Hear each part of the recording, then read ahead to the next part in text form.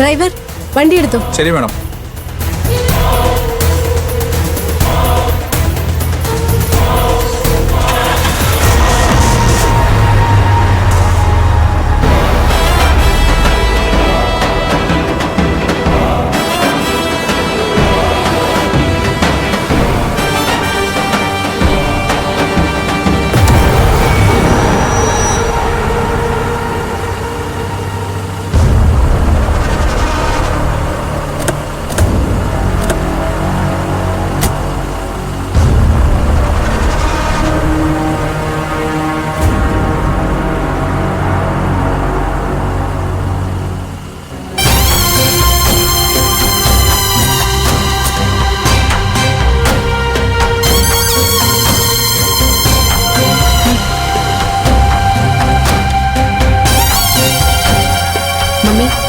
എന്റെ കാറിൽ എന്റെ കൂടെ യാത്ര ചെയ്യാനുള്ള അർഹതയോ സ്റ്റാറ്റസോ ഇവൾക്കില്ല. കണ്ടവർക്ക് കയറി നിറങ്ങാനുള്ളതല്ല എന്റെ വണ്ടി. അതുകൊണ്ട് അവളോട് ഇറങ്ങാൻ പറ.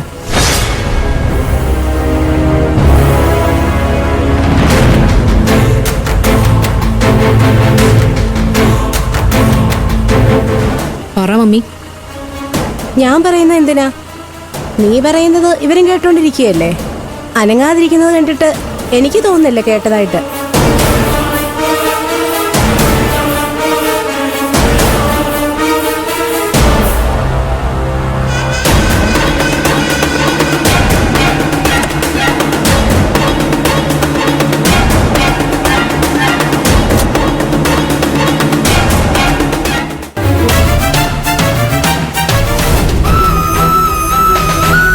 ചാരു ചേച്ചി, ഞാനുണ്ട്.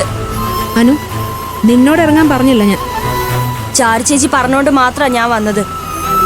ആ മര്യാദ പോലും നിങ്ങൾ ചാരു ചേച്ചിയോട് കാണിച്ചില്ല.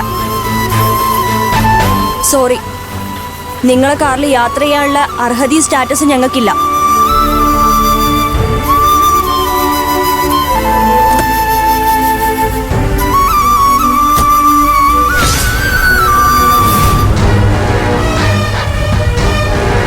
ചെറുതാണെങ്കിലും അവളുടെ അഹങ്കാരം കണ്ടില്ലേ? ഞാൻ ആയിരപ്പറയിൽ ചെന്ന് കയറിയ ആദ്യം അടിച്ചൊതുക്കുന്നത് ഇവളെ ആയിരിക്കും. ഡ്രൈവർ, വണ്ടി എടുക്കും. Yes madam.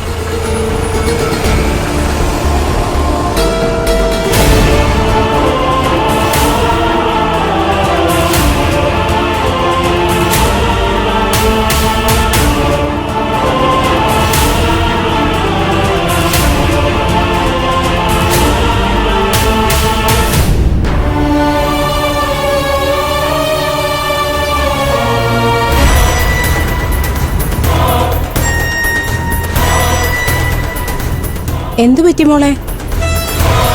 അനുവിന്റെ അഹങ്കാരത്തെ പറ്റി ആലോചിച്ചത്. എന്ത് ധൈര്യത്തിൽ അവൾ എന്നോട് സംസാരിച്ചത്? അത് ചാരുവിന്റെ ബലത്തിലാ. അവള് പറഞ്ഞു കൊടുത്തതാവും. നിന്റെ സ്റ്റാറ്റസും പൊസിഷനും മനസ്സിലാക്കി കഴിഞ്ഞാൽ പിന്നാലെ വരും. ഇപ്പം നീ ആലോചിക്കേണ്ടത് അനുവിനെ കുറിച്ചല്ല, ചാരുവിന്റെ ബുദ്ധിയെ പറ്റിയാ. ഈ കല്യാണത്തിന് വരില്ലെന്ന് പറഞ്ഞവൾ ഇപ്പം മുന്നിൽ വന്ന് നിൽക്കുന്നത് കണ്ടില്ലേ? മണ്ഡപത്തിലേക്കായിരുന്നു വന്നിരുന്നെങ്കിൽ കുഴപ്പമില്ലായിരുന്നു. ഇതിപ്പം പുടവയുമായി എത്തിയതില്ല എനിക്ക് സംശയം.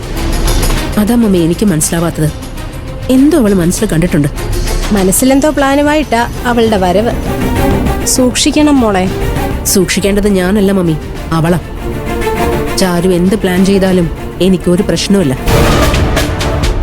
മണ്ഡപത്തിലെത്തട്ടെ, കാണിച്ചു കൊടുക്ക. കല്യാണത്തിന് വരണ്ടായിരുന്നു എന്ന് അവളെ കരഞ്ഞുകൊണ്ട് ആലോചിക്കും.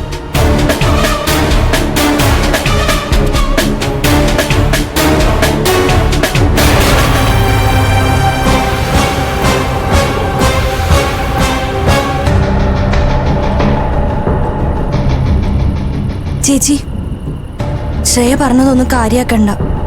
ഇങ്ങനെയൊക്കെ ഉണ്ടാവുമെന്ന് തോന്നിയിരുന്നു. അതുകൊണ്ടാണ് ഞാൻ വരുന്നില്ലെന്ന് പറഞ്ഞേ. ഞാൻ പോരാ നേരത്ത് ചേച്ചി കൂടെ വന്നതാ പ്രശ്നമായത്. മോളെ എങ്ങനെ ഒറ്റയ്ക്ക് വിടുന്ന് വിചാരിച്ചിട്ടാ ഞാനും കൂടെ വന്നത്. ചേച്ചി ഇൻസൾട്ട് ചെയ്യാൻ അവൾ അവസരം നോക്കിയിരിക്കുമായിരുന്നു. വിട്ടുകള മോളെ, ശ്രേയെ പറ്റി നമുക്കറിയാവുന്നല്ലേ. അതറിയാമായിരുന്നിട്ടും നമ്മൾ വന്ന് നാണം കെട്ടത് എന്തിനാ? എന്തൊരു അഹങ്കാരാ പെണ്ണിന്. അഹങ്കരിക്കട്ടെ മോളെ. ചേച്ചി ഇങ്ങനെ എല്ലാം വിട്ടുകൊടുക്കുന്നതാ കുഴപ്പം. എല്ലാം ശരിയാവും.